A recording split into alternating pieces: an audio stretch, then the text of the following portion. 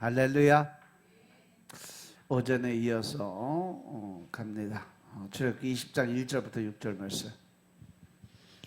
하나님이 이 모든 말씀으로 일러 가라사대 너는 나를 애굽 땅 종되었던 집에서 인도하여 낸 너의 하나님 여호와로라. 너는 나 외에는 다른 신들을 내게 있게 말지니라.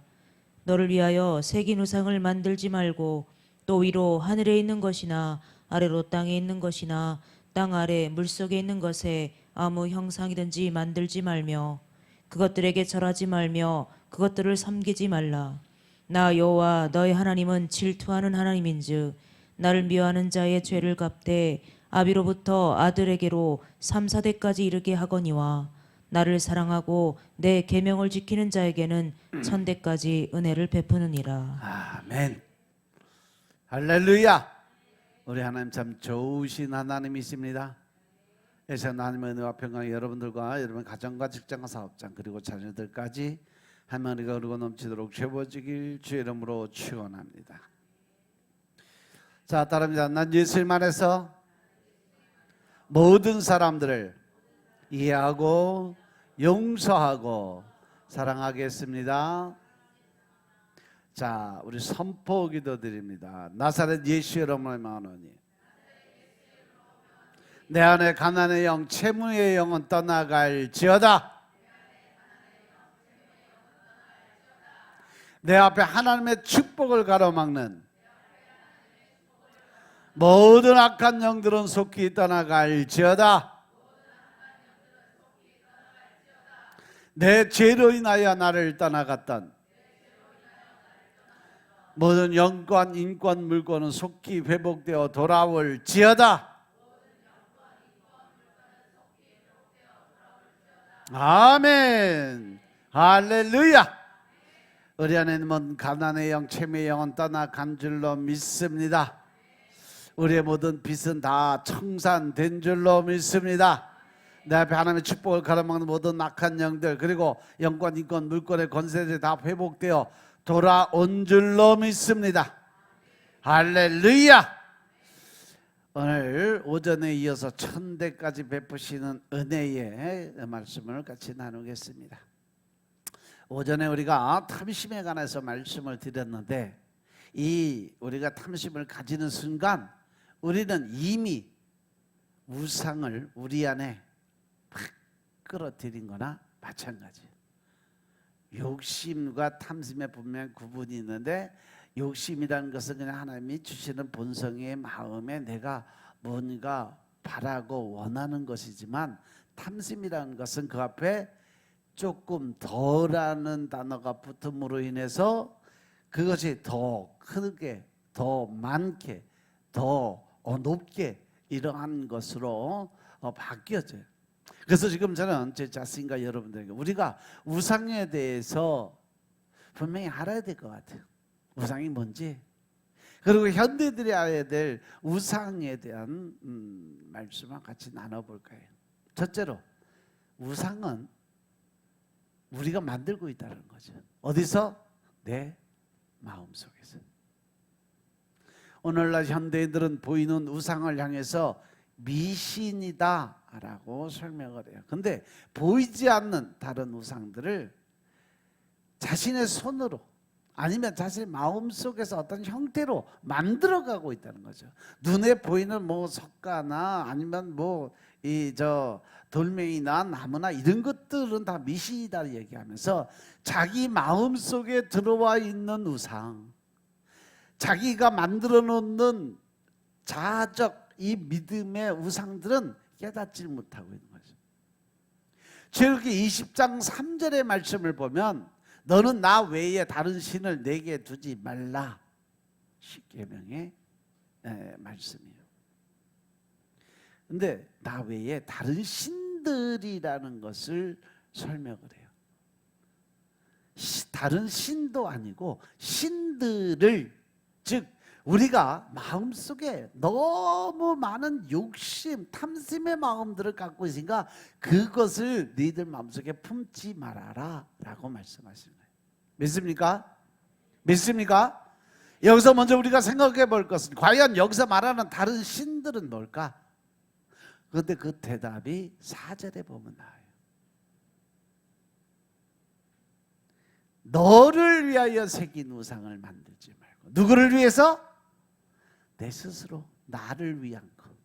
나를 위한 거. 하나님은 늘 나보다는 남을 생각해야 되는데 나 자신을 위해서 우상을 만들지 말고 또 위로 하늘에 있는 것이랑 아래로 땅에 있는 것이랑 땅 아래 땅 물속에 있는 것에 아무 형상이든지 만들지 말며. 할렐루야. 지금 우리가 미신 믿는 그 모든 것이 하나님이 하지 말라는 단어에 다 들어있어요. 그죠? 하나님은 이것을 벌써 구약의 몇 천년 전서부터 앞으로 되어질 일이 이럴 거다라고 설명을 해준 거예요. 여기서 우상을 설명해서 가장 중요한 단어는 뭐라고 생각해요? 저는 우상을 정의하는데 가장 중요한 것이 뭐냐? 형태가 아니에요. 제가 이 구절에서 우상을 규정하는 가장 중요한 기준은 바로 너를 위하여. 네 자신, 나를 위해서 뭔가 만들지 마라. 오늘 많은 사람들이 신앙생활함에 있어서 그 이유를 생각해 보면 철저하게 자신을 위해서 신앙생활하고 믿음생활한다는 거죠. 교회에 나오는 것도요, 하나님의 영광을 위해서 아니면 하나님 나라의 어떠한 그 영원한 삶을 위해서 노력하는 그러한 믿음생활이 아니라 철저하게 내가 뭐 받기 위해서? 복 받기 위해서. 내가 돈 잘 벌기 위해서. 아니면 내가 힘들지 않으려고. 그래서 예수 믿는 거고, 그래서 교회 나오고, 그래서 가증스러운 신앙을 갖고 살아가는 거예요. 과거 한국의 기독교의 열풍이 불었을 때도 역시 가장 중요하게 강조했던 게 뭐예요? 축복. 한국 사람들이 얼마나 축복을 좋아하냐. 잠자는 베개에도 복자 써서 베고 자. 밥 먹을 때 숟가락 젓가락에도 복자 써서 그걸로 퍼먹어. 밥그릇에도 복자 써갖고 그 안에 있는 거 다 퍼먹어. 그 정도로 복을 좋아하는 사람들이 한국 사람들이야. 그래서 복 받아서 이렇게 지금 잘 사나? 그건 노맨이요. 그런데 세계적으로 보면 기독교 국가로 된 나라들이 다 잘 먹고 잘 살아요. 기독교를 인정한 나라들, 기독교 하나님의 이름으로 세워진 나라들은요 다 복받았어. 근데 우상을 섬기는 나라들 보세요. 다 쫄딱 망했어요. 대표적인 예가 일본이 우상을 섬기는데 잘 먹고 잘 살았는데 요즘 봐요. 아주 급속하게 곤두박질을 치고 있어요. 지금 일본 경제는 물론이고 일본 자체 땅덩어리 자체가 지금 바닷속으로 가라앉아요. 일본이 완전히 없어질 위기로, 바닷속에 다 잠길 위기로. 그것이 그렇게 오래 안 걸려요. 50년에서 70년 사이에 일본이라는 나라는 수장이 돼버려요.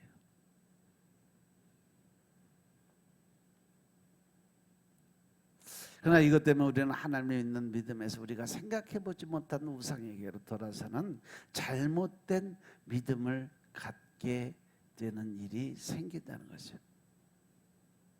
따라서 오늘 우리가 우상이 무엇인가를 생각하기에 가장 우선하는 기준은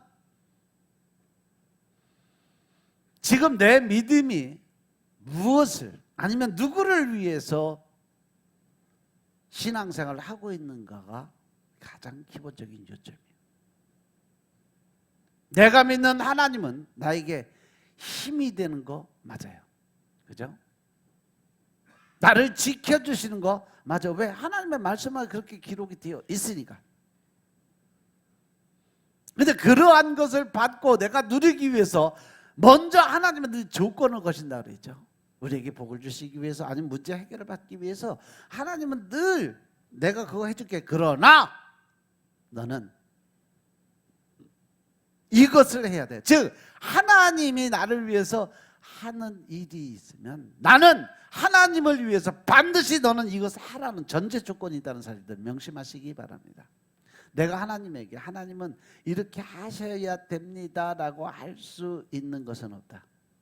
단 내가 하나님의 뜻에 순종하고 복종하는 믿음을 보이면서 하나님께 요구하는 것은 가능하다. 믿습니까? 정말 중요한 하나님을 믿는 삶의 이유는, 아니면 신앙생활의 이유는 과연 사도 바울이 우리에게 뭐라고 설명을 하고 있냐? 고린도서 10장 31절의 말씀을 보면 그러므로 너희가 먹든지 마시든지 무엇을 하든지 다 무엇을 위해서? 하나님의 영광을 위해서 해라 이거죠. 너희들이 나에게 복받고 또 내가 너희들을 위해서 일할 수 있게끔 하기 위해서는 너희들이 해야 될 일이 있어. 반드시 무엇을 하든지 다 하나님 나라 천국을 향한 열정의 마음을 갖고 하나님 원하시는 일을 해라. 하나님의 영광을 위해서 사는 것이 우리가 살아가는 이유라고 말씀하세요. 돈을 벌어야 되는데 그 돈을 버는 이유가 내가 잘 먹고 잘 사는 것이라면 하나님하고 상관이 없다는 거죠. 단 내가 돈을 많이 벌고 잘 먹고 잘 사는 조건 안에 하나님, 제가 하나님 나라의 영광을 위해서, 선교 사역을 위해서, 불우한 이웃을, 과부와 고아들을 도와주기 위해서 주님 제가 돈 벌어야 되겠습니다. 돈 많이 주세요. 이건 가능하다는 얘기예요. 그런데 내가 잘 먹고 잘 살기 위해서, 좋은 차 사고 좋은 집에서 살기 위해서 주님 나 이런 게 필요해, 돈 주세요. 이거는 하나님하고 상관이 없다는 얘기예요. 믿습니까? 공부를 잘하고 내가 높은 지위를 갖기 위해 노력하는 삶을 사는데 하나님 제가 머리가 좋아서 공부 좀 잘하게 해주세요.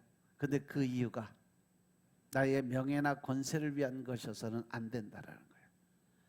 그것 또한 하나님 나라의 영광을 위해서, 하나님의 일을 위해서, 하나님의 백성들이 억울한 일, 힘든 일, 어려운 일 당할 때 내가 그들을 도와주고 그들을 구해주고 그들이 어렵고 힘든 일 당하지 않도록 막아주는 방패 역할을 하기 위해서 주님 제가 법관이 되어야 되겠습니다. 검사가 되어야 되겠습니다. 의사가 되어야 되겠습니다. 이거는 가능하다는 얘기예요. 믿습니까? 그런데 오늘 우리가 알지 못하는 사이에 내 마음속에 우상을 만들어가고 있어. 그리고 그 우상을 우리 마음속에서 자꾸 키워가고 있어. 더 중요한 것은 이 같은 우상을 따르다 보면 결국은 자신을 망치는 그러한 결과를 가져올 수밖에 없다라는 거죠. 우리가 우리를 위해서 우상을 만들고 있는 가장 큰 이유는 세상에서 성공했다는 말을 들을 만한 삶을 살기 위해서요. 즉 남들에게 인정받고 싶어서, 남들에게 높임을 받기 위해서. 그런데 인정을 하고 높임을 올려드리는 것은 누구에게만 할 수 있다? 오직 한 분 하나님한테만 할 수 있는 거예요. 그럼 내가 남들에게 인정받고 높임을 받고 싶다는 것은 결국 내가 뭐가 된다? 하나님 자리에 올라가고 싶다는 거죠. 내가 마귀 새끼가 되는 거예요. 내가 사단이 되는 거예요. 믿습니까? 근데 하나님은 그걸 그냥 보고 계시겠냐고. 정작 우리 예수님은 성공하는 거리가 먼 삶을 사시는 분이었어요. 이제 우리는 내가 스스로 내 믿음이 어디 있나를 한번 돌아볼 시간인 것임을 깨달으시기 바랍니다. 나는 과연 하나님을 믿는다고 해서 나를 위한 우상을 만드는 신앙생활을 하고 있는 건지, 아니면 먹든지 마시든지 다 무엇을 하든지 하나님의 영광을 위해서 이 신앙 믿음 생활을 하고 있는지 나를 돌아보시기 바랍니다.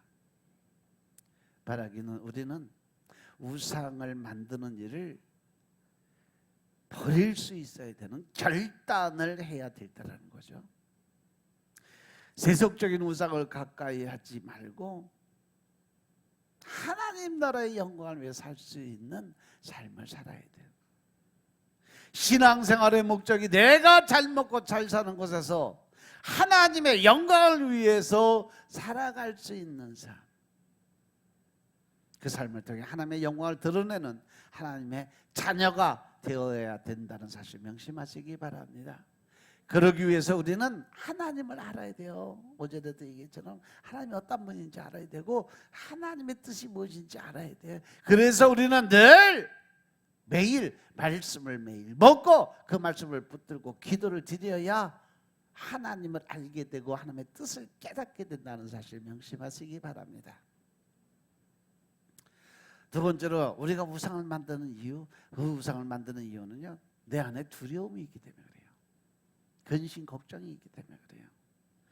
저는 우리가 잘 먹고 잘 사는 것을 목표로 사람들이 신앙생활 한다고 말씀을 드렸는데 어떤 분들은 공감할 거고 어떤 분들은 내가 나 그렇게 안 사니까. 그래서 말씀 속에서 보니까 이스라엘이 우상을 만들었던 상황이 좀 전개가 되는데, 이스라엘 백성들이 하나님의 도우심으로 인해서 430년의 종살이를 털고 출애굽을 하는 자리에 들어가서 성공을 했어, 그죠? 그런데 정작 모세가 저들 눈에 보이지 않으니까 그들이 제일 먼저 한 게 뭐예요? 우상 만들었잖아, 금송아지. 자신들을 인도하던 모세가 시내산에 올라가서 40일 동안 금식을 하며 하나님과 교제하고 하나님의 방법, 하나님의 뜻을 깨닫고 하나님의 방법대로 그들을 끌어가기 위해서 영적인 그러한 리더십을 하나님께 받으러 가는 그 사이에 그 40일을 기다리지 못하고 결국은 그 부치들 다 모아서 황소새끼 하나 만들어 놨잖아요. 그래서 그들이 택한 것이 뭐예요? 새로운 신을 만든 거죠. 눈에 보이는 신. 그거 보면 참 아론도 쳐 죽일 놈이요. 그걸 주도한 게 아론이요.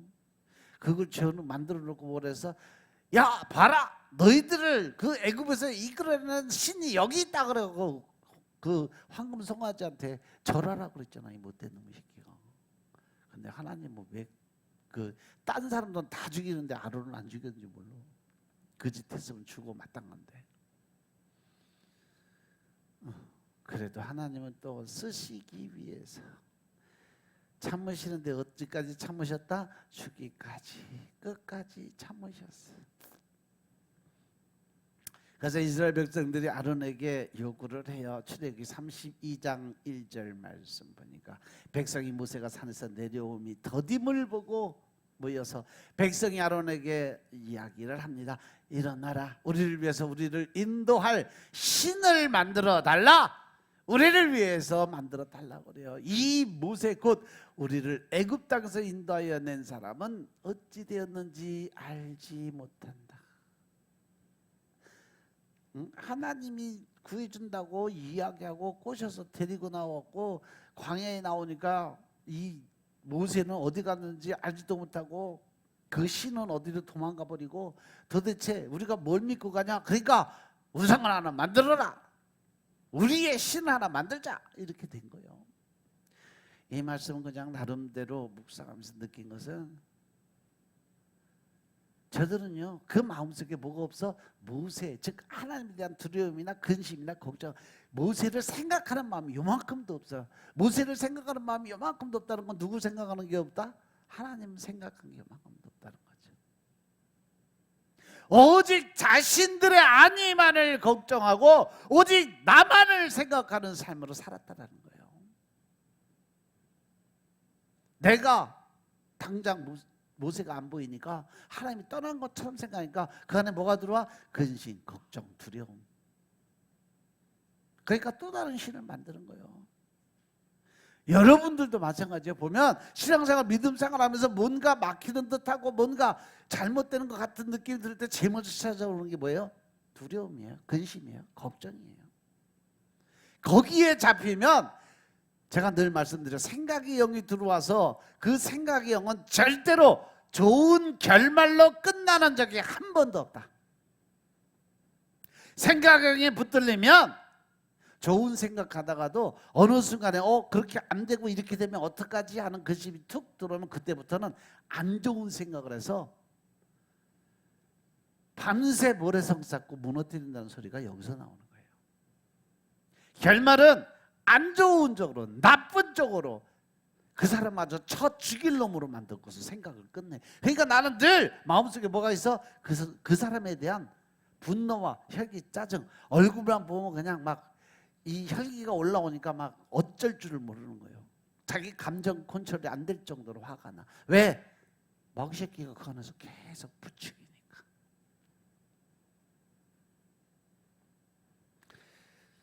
그래서 그들의 시작되는 말이 우리를 인도할 신, 즉 우리 앞에서 우리를 이끌어 나갈 신들을 만들라고 이야기합니다.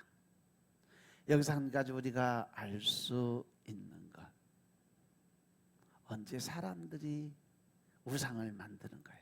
현실적인 두려움 앞에서 우상을 만든다는 거죠. 여러분들도요, 당장 급하게 돼야 되는 문제가 있는데 그게 안 되면 당장 뭐가부터 찾아와? 두려움, 근심, 걱정. 어떡하지? 이거 안 되면 이렇게 되는데, 이렇게 안 되면 이거 어떡하지? 그러한 근심, 걱정을 하다 보니까 내가 할 수 있는 일이 없다는 걸 못 깨닫는 거예요. 어떻게든지 내가 해결하려고 노력하다가 보니까 깨지고 부서지는 거죠. 저 같은 경우 문제 생기면 그냥 하나님한테 맡겨놔요.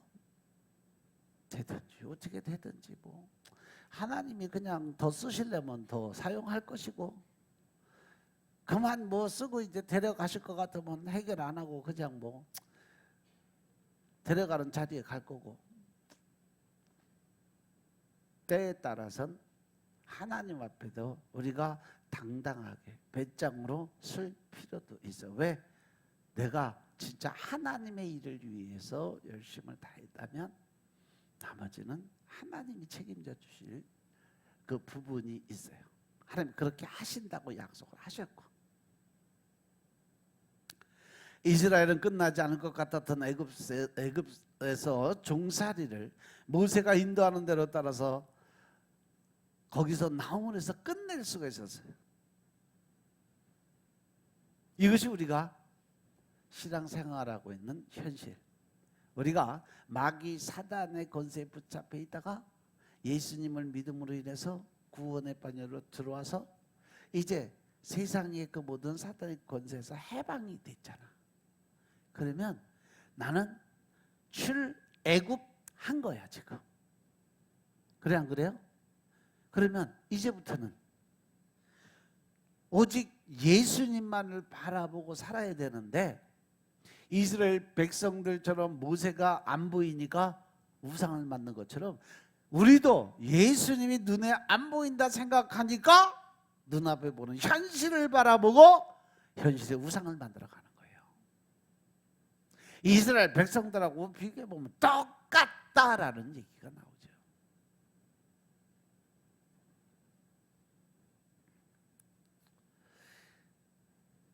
그런데 거기에 제일 문제아가 누구? 아론이요. 그런데 아론이 뭐예요? 당시 대제사장을 하는 역할을 하던 사람이에요. 그가 그런 우상을 만들어요. 그랬더니 32장 4절에 보면 뭐라고 얘기하면, 아론이 그들의 손에서 그 고리를 받아, 금고리예요. 금덩어리들. 그것을 불에 녹여 부어서 각도로 새겨 송아지 형상을 만드니 그들이 말하되 이스라엘이 이는 너희를 애굽 땅에서 인도해낸 너희의 신이로다라고 얘기를 해요. 이건 완전히 배신이요, 배신. 하나님 배신하고 자기의 자유를 배신하는 거예요. 오늘날 많은 교회들이 그리고 목회자들이 성경을 믿어 거짓 하나님을 전하고 있어요. 저는 이런 질문을 해보기 원합니다. 과연 나는 내가 필요한 것을 위해서 하나님을 믿고 있는 것이 아닌가? 나의 내일이 불안하니까 하나님을 믿는 거 아닌가? 그죠? 즉 나를 위해서 신앙생활하고 있는가 아닌가라는 거예요. 지금 나의 생활은 하나님의 영광을 위한 신앙생활이 되고 있는가 한번 돌아보시라는 거죠. 어제 제가 모처럼 미국에서 목회하시는 목사님이 찾아와서 거의 한 40년 정도 있는데 너무 보고 싶어서 알아서 연락이 왔더라고요. 그래서 어제 만났는데 만나서 이야기를 하다 보니까 안에서 성령님이 막 화를 내시더라고. 주체가 나요. 평생 지금 연세가 70 넘어서 이제 목회를 이제 다 끝내고 지금은 이제 세계를 다니면서 이쪽 저쪽 세미나 열고 부흥 집회하고 그러고 우리 한국에도 지금 부흥 집회로 왔다가 내 소식을 알아서 이제 알아보고 연락이 와서 만났는데 그분이 그러시더라고요. 당신이 생각할 때 이거는 아니다 싶은 거는 절대 안 한다. 이번에도 오니까 이쪽 저쪽에서 집회해달라고 얘기를 많이 하는데 내가 볼 때 이거는 아니다 싶어서 다 거부했다. 그래서 지금 딱 2군데만 하고 들어가려고 준비하고 있다 라고 얘기하는데 거기서 안에서 성령님이 훅 올라왔어. 그러면서 그러시더라고요. 나는 너를 때를 어떤지 못 어떤지 어디 가서나 복음 전하라고 너에게 능력 주고 권세 주고 지금까지 내가 너를 들었었는데 이제는 내가 나를 거부를 한다라고 말씀하세요. 나는 너를 쓰기 위해서 이 사람 저 사람의 입술을 통해서 각 곳에 가서 복음 전하라고 장소를 마련해 줬는데도 불구하고 네 스스로가 다 거부하고 나를 배반하고 있다. 이제 너는 회개하라라고 말씀하세요.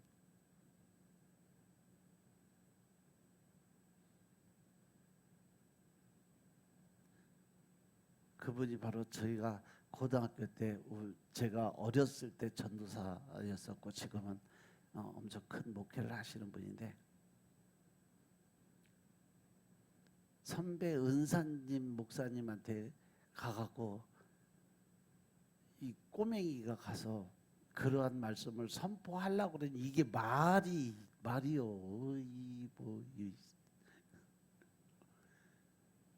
그래서 또 저는 그러잖아요. 하나님이 주신 건 난 무조건 해.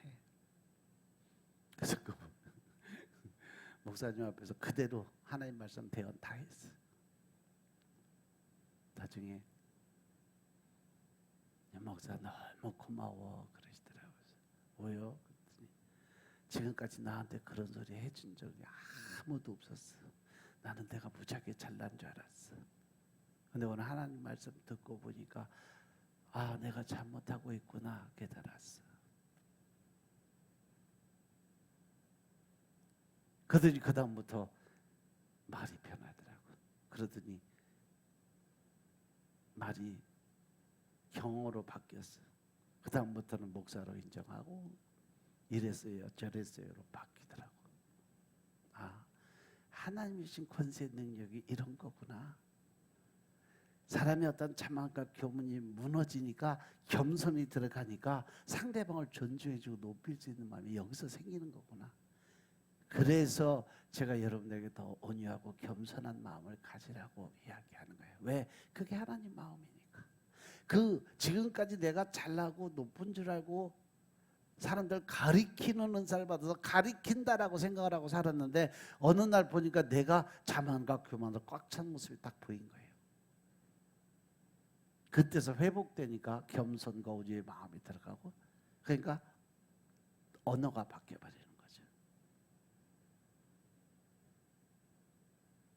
11월 달에 미국 들어가기 전에 한 번 더 만나서 얘기를 했으면 좋겠다. 그래서 11월 달에 언제든지 연락하세요. 제가 만사 제껴놓고 가겠습니다. 그랬어요. 뭔가 하나님한테 들어야 되고 물어볼 말이 있는데 당신은 아직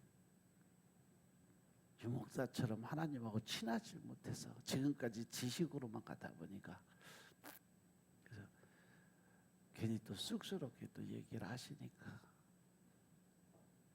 그래도 11월 달에 한번 만나자고 했으니까 연락 오면 또 가봐야 돼. 서울을 가든 인천을 가든 아무튼 과연 나는 신앙생활이 나를 위한 신앙생활이냐 아니면 하나님의 영광을 위해서 내가 나를 낮추고 진짜 두 손 들고 하나님한테 항복하는 그런 신앙생활을 하고 있느냐.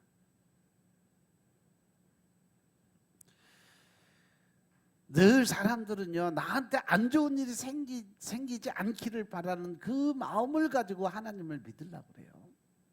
그런데 우리가 사는 현실에서 두려움은 근심 걱정은 모든 일은 일어날 수밖에 없어. 왜? 이 땅에 주권이 바로 마귀 사단한테 있으니까.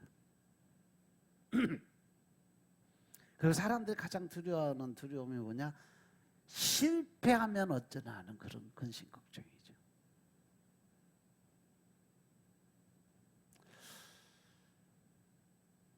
얼마 전에 뭐 몇 년 된 것 같아요. 어느 신문에서 본 사건인데 주인 아주머니께 죄송합니다라는 인사와 함께 마지막 집세와 공과금입니다. 정말 죄송합니다라고 쓰여진 흰 봉투 한 장을 남기고 어머니와 두 딸이 자살한 사건. 그 여자는 12년 전에 남편이 암으로 세상을 떠나면서 그리고 고혈압과 당뇨가 심했던 큰딸이 병원비 부담으로 제대로 치료를 받지 못했어요. 식당에서 일하시면서 겨우 생계를 꾸려오던 어머니가 어느 날 식당 일을 마치고 귀가하다가 길에서 넘어져 크게 다치면서 유일하게 정기적으로 들어오던 수입이 딱 끊기니까 막다른 골목에 몰려서 결국 고민하다가 극단적인 선택을 하게 됐다는 얘기예요. 그러면서 마지막으로 가면서 그래도 자기 할 일을 할 도리는 다 하고 간다고 집세와 공과금, 수도세, 전기세까지 딱 정산해놓고 갔어. 저는 이 여인을 비난하고 손가락질하려고 하는 얘기 아니에요. 이 가정이 죽을 만큼 힘들고 어렵게 살았다는 것도 인정돼. 하지만 정말 죽을 만큼 힘들었던 그 시간에 죽지 않을 만큼 용기를 가지고 다시 한번 힘을 내서 살라고 그 힘과 노력과 정력을 쏟아부었으면 어땠을까. 그러한 아쉬움이 남았어요. 오이다 마스요라는 일본의 변호사가 있어요. 이 변호사 그러니까 당신도 살아라는 책을 썼던 당신도 살아 그러니까 당신도 살아 라는 책. 이 양반이 어렸을 때 친구들에게 왕따를 당해서 자살하려고 몇 번 시도했던 사람이에요. 17살 때 야쿠자 두목의 아내가 되었다가 지금은 변호사가 돼서 왕따 생활 당하는 청소년들을 위해서 많은 봉사를 하고 있는 여자 변호사예요. 그가 책에서 쓰고 있는 말은 죽을 마음으로 힘을 다해서 살면 무엇을 못하겠느냐는 거죠. 저는 세상의 두려움을 피하는 가장 쉬운 방법은 죽는 거라고 생각합니다. 그런데 피하지 않고 이기는 방법은 죽을 힘을 다해서 열심히 사는 거라고 생각합니다. 하지만 정말 우리가 신앙생활하면서 우상을 만들지 않는다는 것이 쉽지는 않아요. 그럴 때 우리 신앙인들이 할 수 있는 것이 있다면 과연 무엇일까? 하나님을 만나고 하나님을 붙들고 가야 된다는 사실이죠. 우리가 하나님의 손을 놓는 순간, 예수 그리스도의 손을 놓는 순간 우리는 이미 마귀 사단의 밥이 되어버린다는 얘기예요. 그러면 마지막에 끝은 죽음의 영이 우리를 지배하게 만들고 결국 자살로 들어가게 돼 있어요. 가룟 유다가 자살한 이유도 바로 그 이유예요. 스승을 팔아먹었다는 죄, 그런 죄책감 때문에. 과연 우리가 우상을 만드는 이유는 두려움을 이기기 위해서일까? 아니면 두려움을 피하기 위해서일까? 그리고 우리가 하나님을 믿는 이유는, 여러분들이 신앙생활하는 이유가 두려움을 없애기 위해서일까? 아니면 두려움을 이기기 위해서 신앙생활하는 걸까? 분명한 차이가 엄청나게 나요. 이사야서 41장 말씀, 이사야서 41장 10절 말씀, 여러분들 다 기억하시죠? 두려워하지 마라, 내가 너와 함께하며 놀라지 말라, 나는 네 하나님이 됨이니라. 내가 너를 굳세게 하리라. 참으로 너를 도와주리라. 참으로 나의 의로운 오른손으로 내가 너를 붙들어 주겠다는 약속의 말씀. 할렐루야. 이 말씀을 묵상하면 두려워할 일이 없다라는 말씀이 아니에요. 놀랄 일이 없다는 뜻도 아니에요. 두려워할 일이 있을지라도, 혹 네가 살아가면서 진짜 깜짝 놀라고 두려움을 갖다 줄 일이 있다 할지라도 내가 너 도와줄게. 놀라지 말고 두려워하지 마. 모든 건 나한테 맡겨. 그럼 내가 대신 해결할게. 어떠한 어려움 속에서 내가 너와 함께 할 거니까 너는 근심하고 걱정하지 마라, 이 말씀이에요. 믿습니까? 그런데 정작 우리가 이런 어려움 아니면 두려움 안에 있다면 나는 누구를 찾아갈까 한번 돌아보세요. 누군가 내가 편하게 얘기하고 대화할 수 있는 사람을 찾아간다는 얘기죠.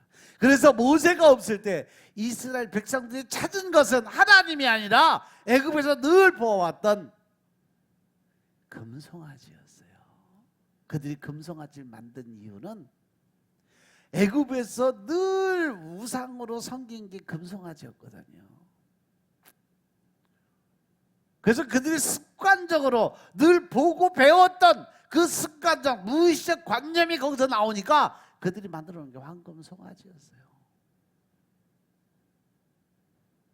그럼 지금 이 시대의 우상은 뭘까? 뭐니 해도 머니가 더 우상이잖아. 그죠? 돈이 우상이에요. 그래서 우리 문제는 돈이 있으면 해결될 것이라고 생각하는 사람이 많아. 또 요즘에 돈만 있으면 해결 안 되는 일이 없다라고 얘기하는 사람은 스트로크 복복이요. 우리의 두려움이 돈으로 해결된다고 생각을 해. 제가 돈 얘기하면서 돈이 우상이다 그러면 우리 목사님 맨날 그런 소리만 하고, 그럼 돈 없이 살아봐, 이런 속으로 또 생각하는 사람도 있어. 근데 돈이 우상이라고 말씀하신 분이 예수님이에요. 아세요? 마태복음 6장 19절부터 21절 말씀 보면요, 너희를 위해서 보물을 땅에 두지 말라고 하세요. 거기는 좀과 동록이 해하고 도둑이 구멍을 뚫어 도둑질한다 그랬어요. 오직 너희를 위해서 보물을 하늘에 쌓아두라. 거기에는 좀이나 동록이 하지 못하고 도둑이 구멍을 뚫지도 못하고 도둑질도 못하는 곳이다. 내 보물이 있는 곳에 내 마음도 있느니라. 그러면서 한 사람이 두 주인을 섬기지 못할 것이 혹 이를 미워하고 저를 사랑하거나 혹 이를 중요하고 저를 경히 여기면 너희가 하나님과 재물을 겸해서 섬기지 못한다.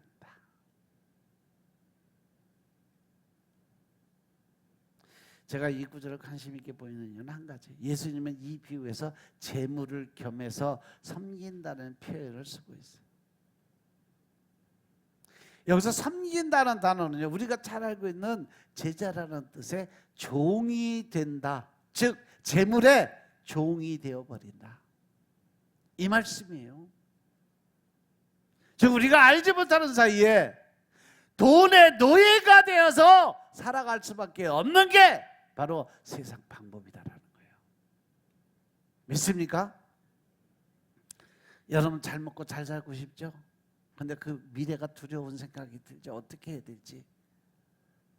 하나님을 바르게 바라보세요. 하나님을 찾으시기 바랍니다. 반대로 욕심과 두려움으로 인해서 만들게 되는 우상을 포기하세요.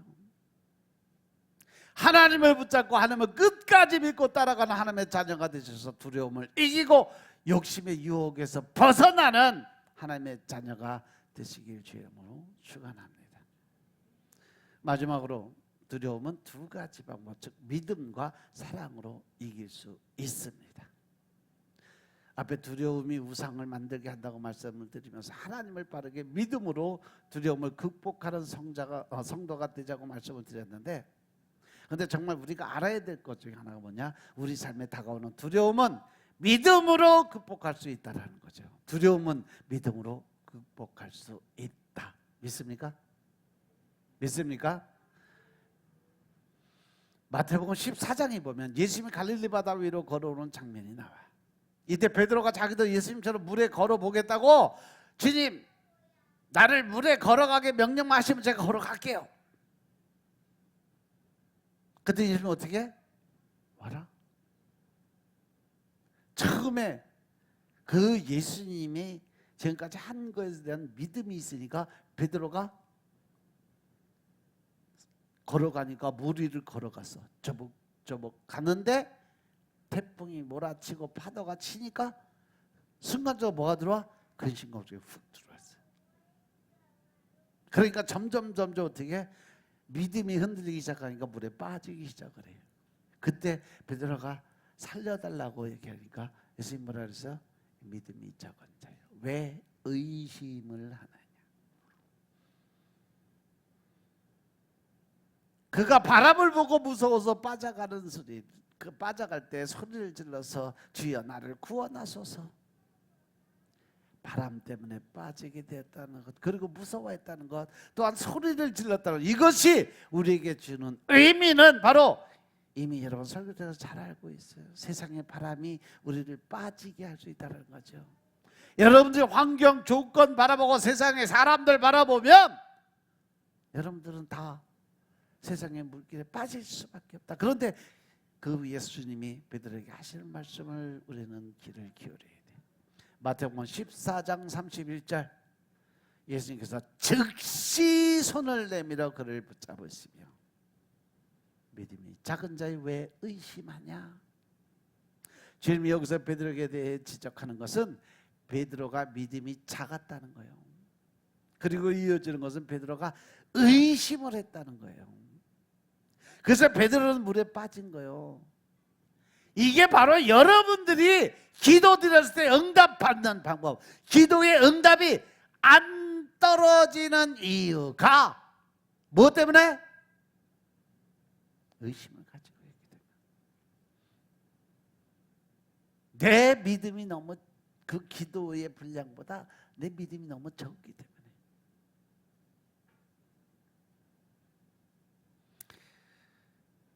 우리가 우상을 만들지 않고 두려움을 지키는 방법이 바로 믿음이에요. 그리고 의심하지 않는 겁니다. 너희는 기도 드렸으면 어떻게 해라? 이미 이른 줄로 믿고 기도를 드려라. 의심하지 마라. 네가 의심하는 순간 이미 그것은 끝났다는 거예요. 그런데 두려움을 이기는 방법이 또 하나 있어. 뭐야? 사랑으로 두려움을 이길 수 있다. 요한일서 4장에서 사도 요한은 우리에게 뭐라고 하냐면, 요한일서 4장 18절에 보면 사랑 안에는 두려움이 없고 온전한 사랑이 두려움을 내쫓나니 두려움에는 형벌이 있음이니라. 여러분들이 두려움을 갖는다는 것은 결국 뭐라 그랬어요? 믿음이 적은 거고 의심하는 거다. 그러니까 거기에 따른 죄의 대가는 지불해야 된다. 그래서 두려워하는 자는 사랑 안에서 온전히 이루지 못하였느니라. 여기서 우리가 보아야 될 때 온전한 사랑, 온전한 사랑이 바로 퍼펙트 러브예요. 완전하게 이루어지는 사랑. 원래 사랑은 하나님을 이끄는 단어이기도 하죠. 요한일서 4장 16절에 보면 하나님은 곧 사랑이다. 사랑 안에 거하는 자는 하나님 안에 거하고 하나님도 그의 안에 거한다 라고 말씀하셨어요. 아이들이 종종 무서움을 느낄 때 엄마는 아이들에게 무서움을 이길 수 있는 진통제가 돼요. 왜? 엄마에게 있는 것이 무엇이기에 두려움을 느끼던 아이들이 두려움을 이길 수 있는가? 그것이 바로 엄마 안에 있는 거 뭐예요? 엄마가 자식을 사랑하는 그 사랑의 마음밖에 없어. 근데도 그들이 그 사랑을 느낄 때 세상에 두려움이 없어지는 거죠. 그것처럼 우리가 하나님을 온전히 믿는다면 하나님의 사랑 안에서 우리는 세상에 대한 두려움이 있어야 된다, 없어야 된다? 없어야 된다. 만약에 내가 두려움이 있다면 나는 하나님을 사랑하는 마음이 어때? 적은 자가 된다는 거예요. 의심하는 자가 된다는 거예요. 하나님의 사랑은 우리를 죽음에 관한 두려움에서 이기게 만들어져. 그 하나님을 믿는 믿음은 우리가 매일 당하는 현실적인 두려움을 이기게 합니다. 믿음으로, 그리고 하나님이 우리에게 베풀어준 사랑으로 우리를 넘어뜨려가는 사탄이 심어놓은 현실의 두려움을 이기는 하나님의 자녀들이 되시길 주의 이름으로 축원합니다. 오늘 우리는 우리가 생각지 못한 방법으로 우리에게 필요한 우상을 만들어가고 있어요.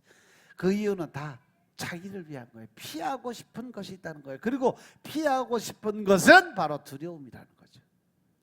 우리가 우상을 만들게 된 이유는 현실을 살아가면서 우리가 경험하게 되는 두려움들 때문이라는 것을 믿으시기 바랍니다. 그러면 이 두려움 어떻게 극복할 수 있을까? 믿음으로 극복할 수 있다. 하나님의 주신 사랑으로 이길 수 있다. 아멘. 모두 이런 생각이 드네요. 믿음이 개인적인 것이라면 사랑이란 것은 공동체적인 거다. 이제 여러분들이 살아가는 그 현실 속에서 하나님의 믿음으로 두려움과 싸워서 이기시고 하나님의 주신 사랑을 깨달을 때마다 현실의 어려움을 극복하는 힘과 용기를 얻는 하나님의 자녀, 두려움을 이긴 하나님의 자녀가 되시는 여러분들이 되시길 주님으로 축원합니다. 그래서 늘 여러분들이 하나님이 기뻐할 수 있는, 하나님을 웃게 만들 수 있는 하루의 삶을 사시길 주의 이름으로 축원합니다. 아멘. 기도드리겠습니다. 아버지 하나님 감사드립니다. 오늘도 아버지 하나님 내 가운데 우리가 주일 오후 예배를 통해서 우리가 어떻게 해야 하나님을 올바로 바라보고 믿을 수 있는 큰 믿음을 가진 자가 될 수 있는가를 깨닫고 알게 하시니 감사합니다. 우리가 늘 신령과 진정의 마음으로 하나님 나라 군사들 다 될 수 있도록 축복하시고 주님 나라 영광을 위해서 먹든지 마시든지 무엇을 하든지 다 주님의 영광을 위해 살아갈 수 있도록 축복하옵소서. 모든 말씀 우리 주 예수 그리스도 이름으로 감사드리며 기도드려사옵나이다. 아멘.